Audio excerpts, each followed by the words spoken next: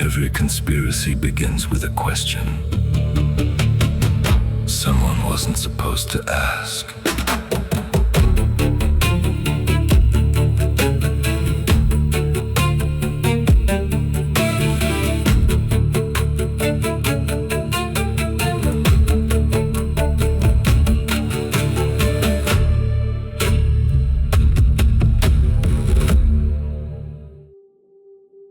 There is a pattern. Sometimes it's a conspiracy in the truest sense, coordinated, deliberate, decided by a small group of powerful men. Sometimes it's something stranger, a structure that emerges on its own, without anyone designing it. Either way, a pattern. A structural template that appears again and again across wildly different contexts. In political movements, in conspiracy communities, in online radicalization networks, and in religious organizations that began in 19th century America and now count their members in the tens of millions.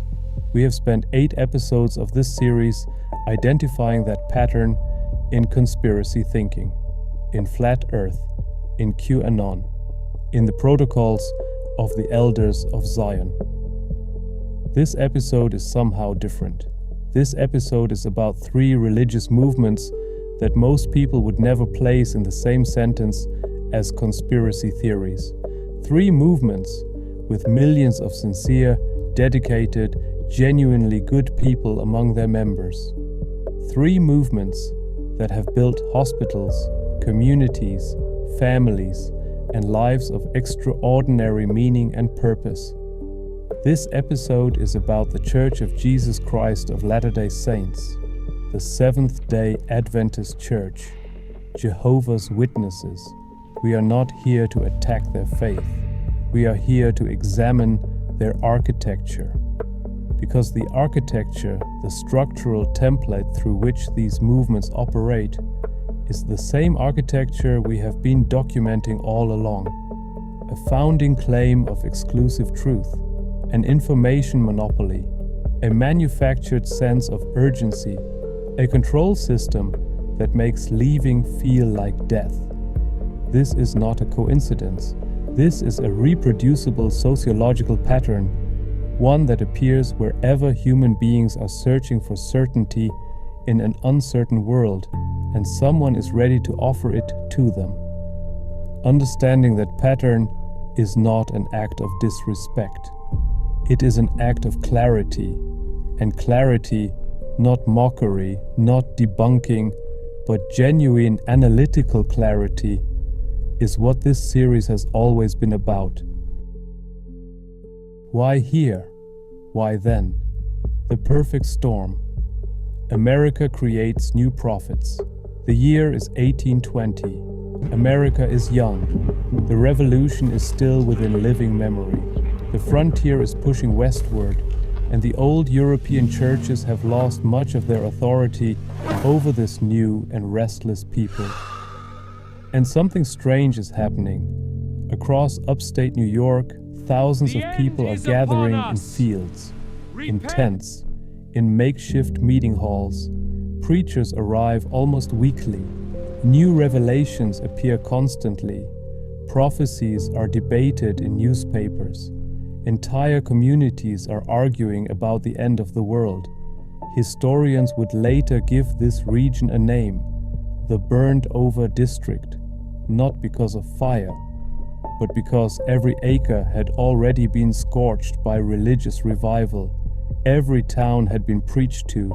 Every family had heard a dozen competing claims about salvation, each one certain, each one final.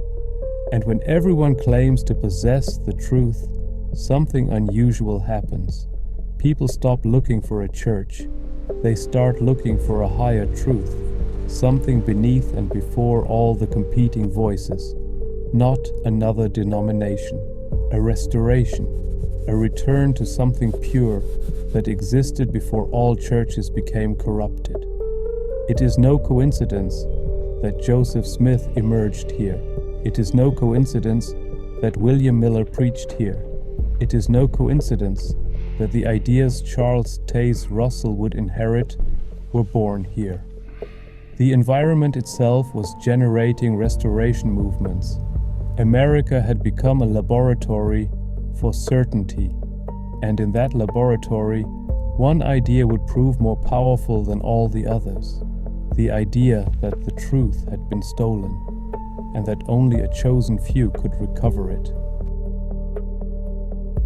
Chapter 1: The Great Apostasy.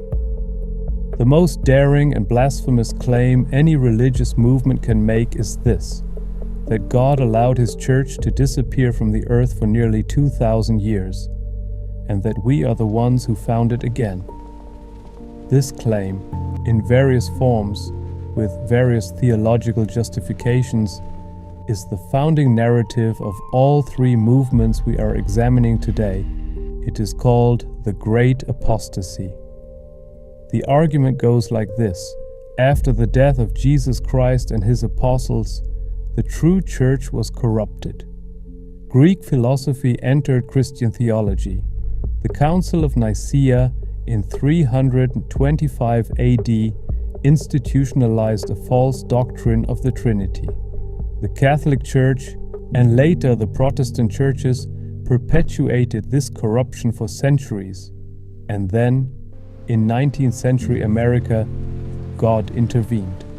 Not through gradual reformation, not through scholarly reinterpretation, through direct divine revelation to specific individuals chosen to restore what had been lost. This is not a minor theological claim. It is the most radical assertion a religious movement can make, that every Christian church before them was not merely incomplete, but fundamentally false. That billions of people across nearly 2 millennia were, in varying degrees, worshipping incorrectly, and that the solution appeared in the burned-over district we just described. Joseph Smith and the Latter-day Saints. Joseph Smith was born in 1805 in Sharon, Vermont. His family settled eventually in upstate New York, in the heart of that revival-soaked region. In 1820, Smith claimed to have experienced what he called the first vision, a direct appearance of God the Father and Jesus Christ, who told him that all existing churches were an abomination and that none of them was true. In 1827, he claimed to have received golden plates from an angel named Moroni, plates inscribed in a language he called Reformed Egyptian, which he translated using special stones into what would become the Book of Mormon. In 1830, the Church of Christ, later renamed the Church of Jesus Christ of Latter-day Saints, was formally established. The theological claim was explicit. This was not a new church. This was the restoration of the original church that Christ had established, the same church that had been lost for nearly 2,000 years. William Miller and the Adventist movement. William Miller was a Baptist farmer from New York who became convinced through detailed mathematical analysis of the book of Daniel that Christ would return to earth in 1844. His calculations were precise. His publications were widely distributed.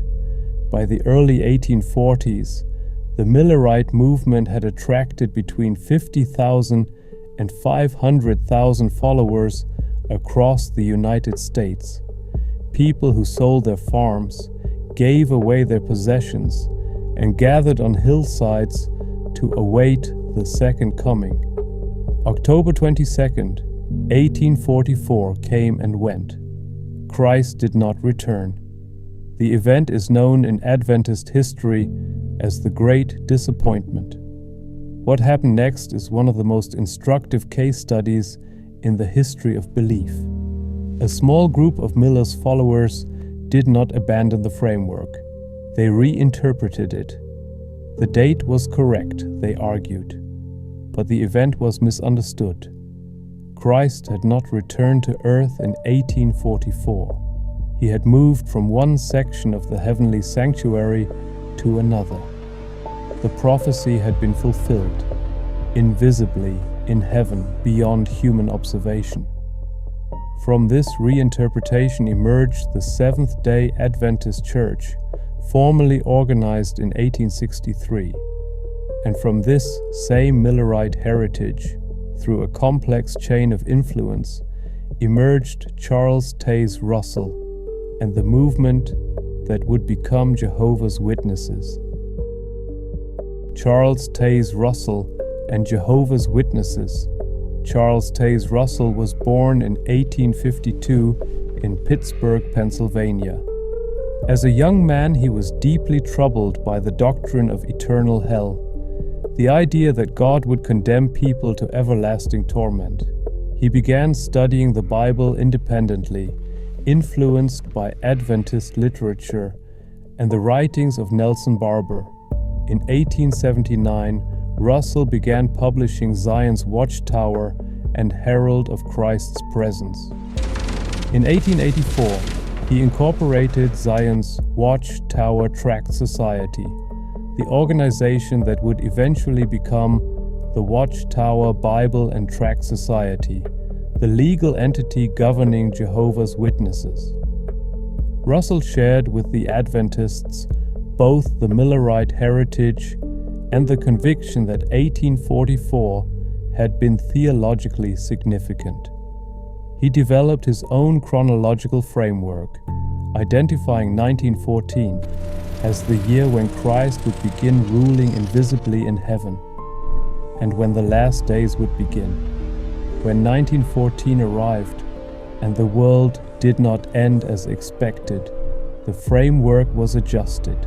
1914 became the year Christ's invisible rulership began, a date that remains central to Jehovah's Witness theology today. The great apostasy narrative in Russell's theology was explicit. The true Christian congregation had been corrupted by the adoption of pagan Greek philosophy, the doctrine of the Trinity, and the institutional power of the Catholic Church. Russell and his followers were not founding a new religion. They were recovering the original Christianity that had been lost. What the great apostasy does. The great apostasy narrative is not merely a theological claim, it is a psychological technology. By asserting that all previous Christianity was false, that the entire history of the Church was a corruption, these movements achieved something extraordinary. They rendered all outside authority irrelevant. If the Catholic Church is false, its scholarship doesn't count. If mainstream Protestant theology is corrupted, its conclusions cannot be trusted. If every Christian tradition that predates your movement is an abomination, then the only valid source of interpretation is your movement itself. The great apostasy doesn't just establish a new church, it destroys the credibility of every existing alternative. And once those alternatives are discredited, the movement becomes the only available source of truth. This is the foundation on which everything else is built.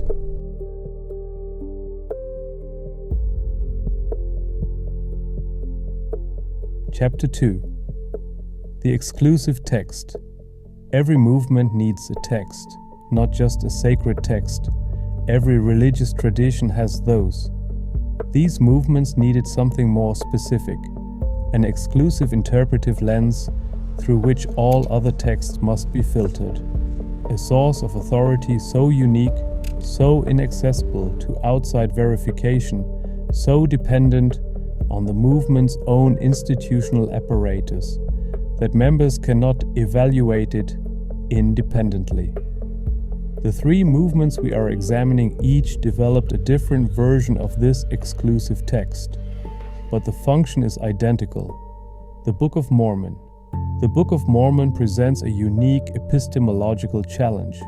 Unlike the Bible, which has thousands of manuscript copies, extensive archaeological corroboration, and centuries of independent scholarly analysis. The Book of Mormon's origins are entirely dependent on the testimony of one man. Joseph Smith claimed to have translated golden plates that no longer exist. The only witnesses to the plates, 11 men who signed affidavits attesting to their existence, were all personally close to Smith, and several later left the church under contentious circumstances. The archaeological evidence for the civilizations described in the Book of Mormon, large literate populations, steel, horses, chariots, wheat, has not been found in the Americas for the time periods described.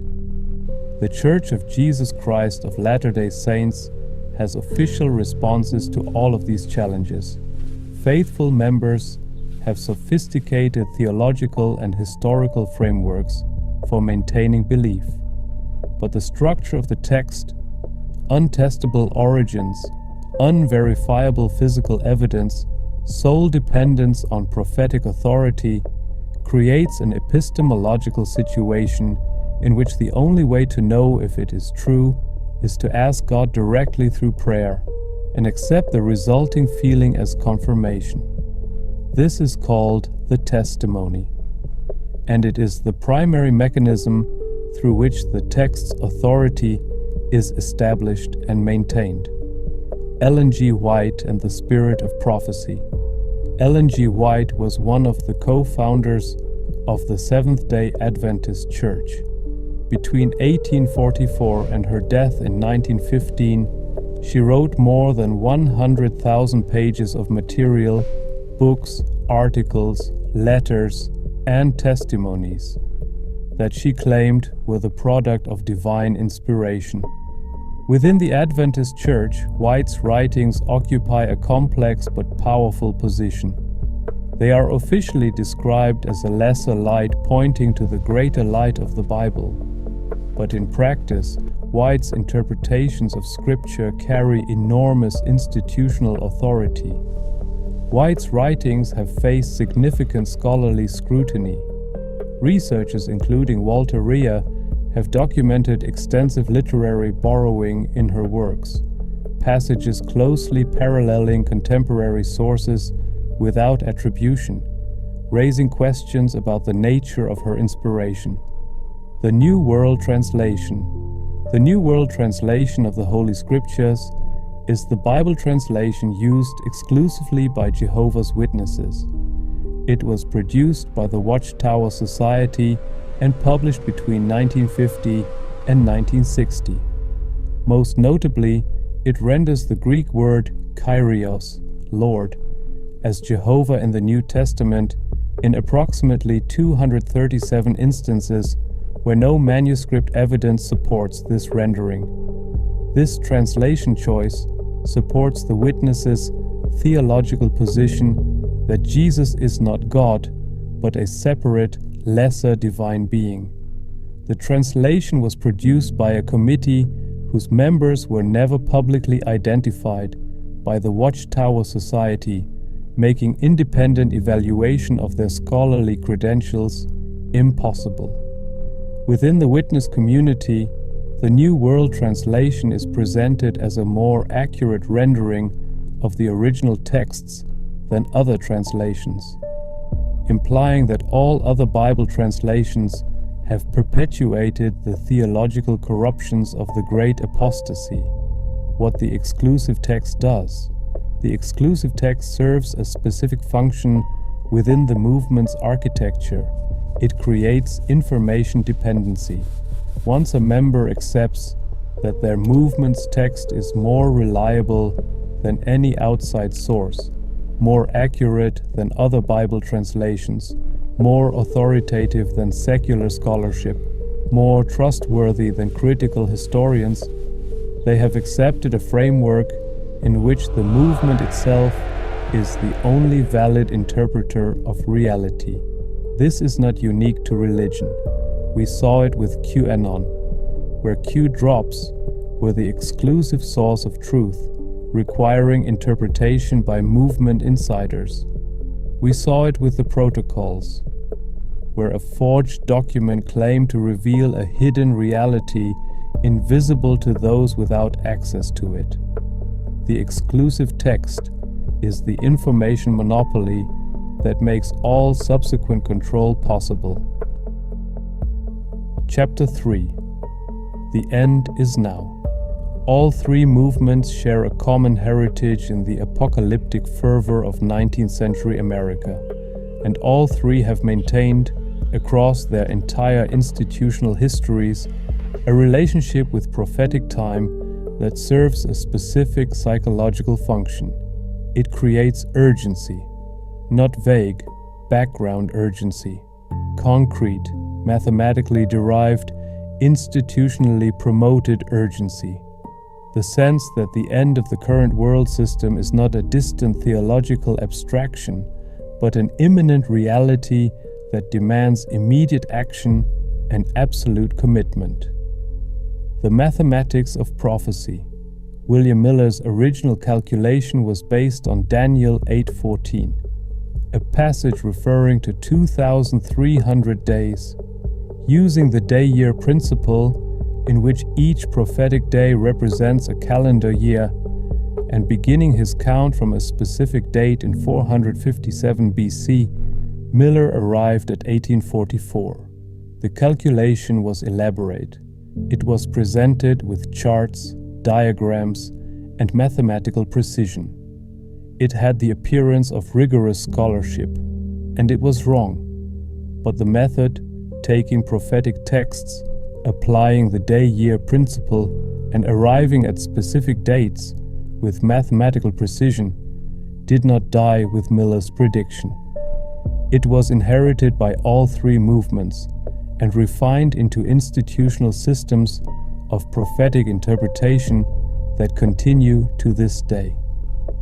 The Seventh-day Adventist Church maintains that 1844 was indeed prophetically significant, not as the date of Christ's return to earth, but as the beginning of an investigative judgment in the heavenly sanctuary. Charles Taze Russell identified 1914 as prophetically significant. Subsequent dates, 1925, 1975, were identified as potentially significant within the witness framework. When these dates passed without the predicted events, the framework was adjusted, what failed prophecy does to a movement. Leon Festinger's landmark 1956 study, When Prophecy Fails, documented what happens to a religious group when a predicted apocalyptic event does not occur. His finding, counterintuitive but thoroughly documented, was that failed prophecy often strengthens belief rather than destroying it. The mechanism is cognitive dissonance reduction.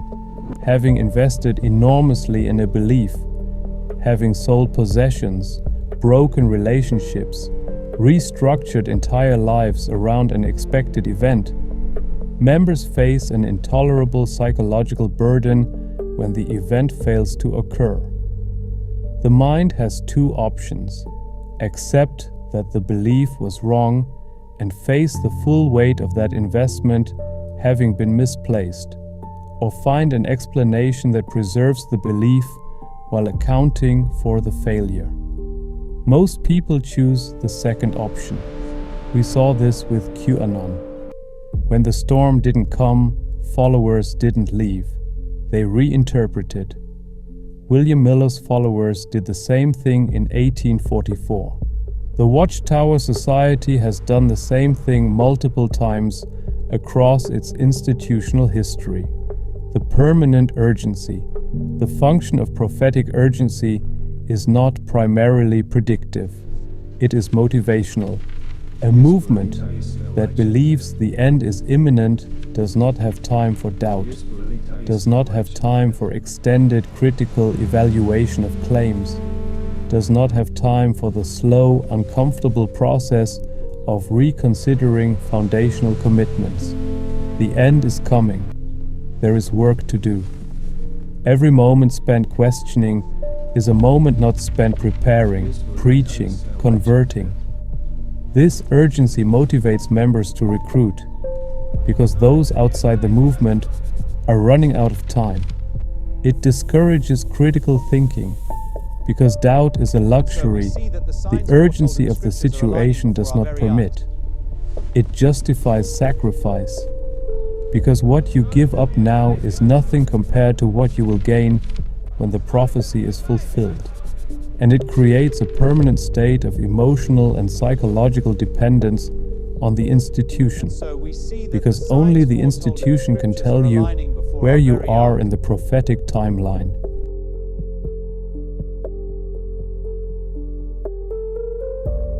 Chapter 4: The Control System. Stephen Hassan is a former member of the Unification Church who went on to become one of the world's leading researchers on psychological influence in high-control groups. He developed what he calls the BITE model, an acronym for behavior, information, thought, and emotional control. The BITE model describes the 4 dimensions along which high-control groups regulate their members' lives, not through physical coercion, but through psychological architecture so thoroughly internalized that most members experience it not as control, but as choice. All 3 movements we are examining today score consistently high on the BITE model across all 4 dimensions. Behavior control. Behavior control refers to the regulation of members' daily lives, their diet, dress, sexual behavior, financial decisions, social relationships, and use of time. Among Latter-day Saints, members follow the word of wisdom, a dietary code prohibiting alcohol, tobacco, coffee, and tea. They are expected to tithe 10% of their income. Temple attendance requires a recommend interview confirming compliance with church standards.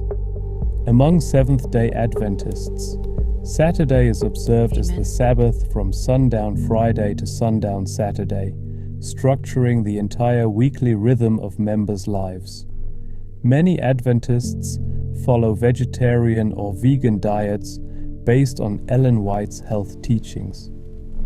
Among Jehovah's Witnesses, the behavioral regulation is among the most extensive of any major religious group. Blood transfusions are prohibited, a rule that has resulted in documented deaths, including of children whose parents refused transfusions on their behalf. Celebration of birthdays, Christmas, Easter, and national holidays is prohibited. Higher education has historically been discouraged. Information control. Information control refers to the regulation of what members read, watch, listen to, and discuss, particularly regarding outside perspectives on the movement itself. Among Latter-day Saints, the concept of faith promoting history has historically shaped what information is considered appropriate for members to engage with. Critics of the church are often characterized as anti-Mormon, a label that discourages engagement with their arguments.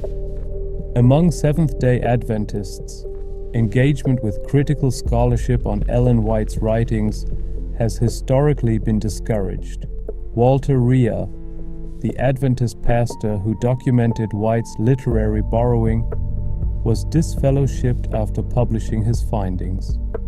Among Jehovah's Witnesses, information control is the most explicit and institutionally enforced of any major religious group. Members are repeatedly warned in Watchtower publications against reading apostate literature, defined as any material critical of the organization. The Watchtower Society has compared reading critical material to handling spiritual poison. The effect of information control is to create an epistemological bubble, a closed system in which the movement's own publications are the primary source of information about the movement itself. This is identical to the algorithm bubble we documented in our episode on Flat Earth and Post-Truth. Thought control. Thought control refers to the internalization of the movement's worldview to the point where members police their own thinking, recognizing and suppressing doubts before they become questions, and questions before they become challenges. All three movements teach members that doubt is dangerous, not merely theologically incorrect, psychologically threatening, spiritually compromising, and potentially lethal in the context of the coming apocalypse. Among Jehovah's Witnesses, doubts are characterized as coming from Satan. The Watchtower Society has published extensive material on the danger of independent thinking, including a 1983 Watchtower article that explicitly warned against independent thinking as a form of pride that leads away from Jehovah. The result is a form of self-censorship so thorough that many members report being unable to complete a critical thought without experiencing intense anxiety, a conditioned response to the mental act of questioning. Emotional control. Emotional control refers to the manipulation of members' emotional states, particularly through the management of fear, guilt, love, and belonging, to maintain compliance and prevent exit. The most powerful emotional control mechanism shared by all three movements is what sociologists call shunning, the systematic withdrawal of social connection from members who leave or are expelled. Among Jehovah's Witnesses, shunning is the most institutionally enforced and socially comprehensive of any major religious group. Members who are disfellowshipped for doctrinal deviation, lifestyle choices deemed incompatible with Watchtower standards, or association with those already disfellowshipped, are to be completely avoided by all practicing witnesses, including immediate family members. Parents are instructed not to speak to disfellowshipped children. Children are instructed not to speak to disfellowshipped parents. Spouses have separated from partners on the basis of this instruction. Shunning makes exit catastrophically costly.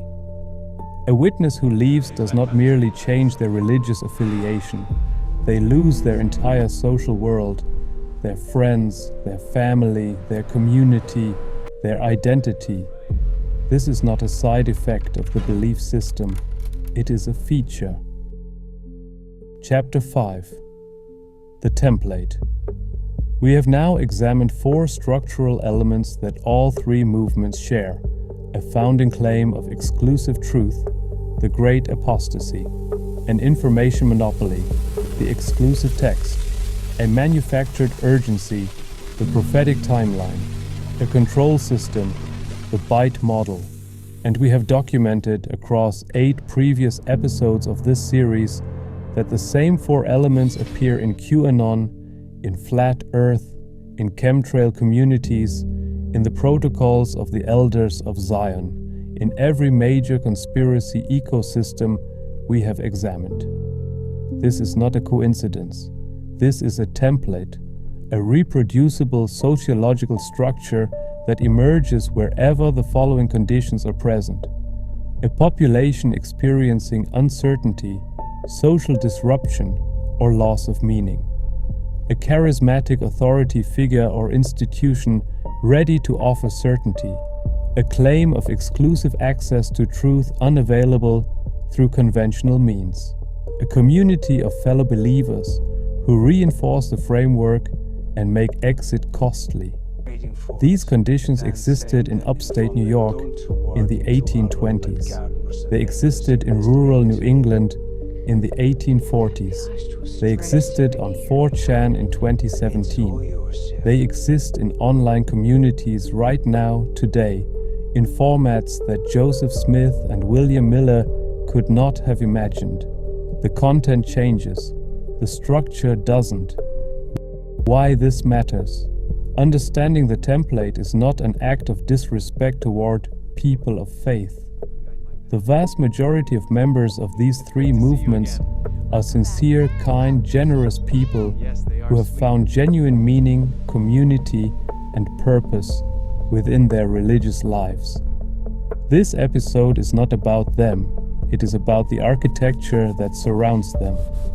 An architecture that, regardless of whether the underlying theological claims are true or false, functions to limit information access, manufacture urgency, create social dependency, and make independent evaluation of the movement's claims psychologically costly and socially dangerous. Those functions are documented. They are not matters of theological interpretation.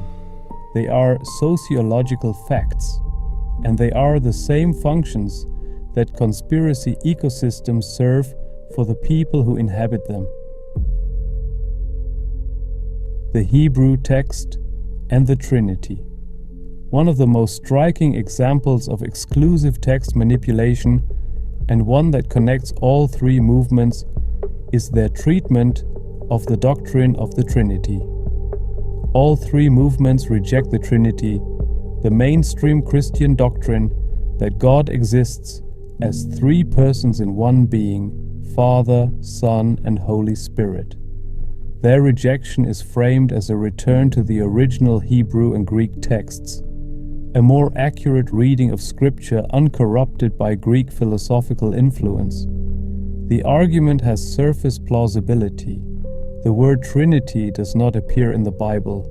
The doctrine was formally codified at the Council of Nicaea in 325 AD, a politically charged event in which the Roman Emperor Constantine played a significant role, but the argument, when examined carefully, reveals the same pattern we have seen throughout this episode.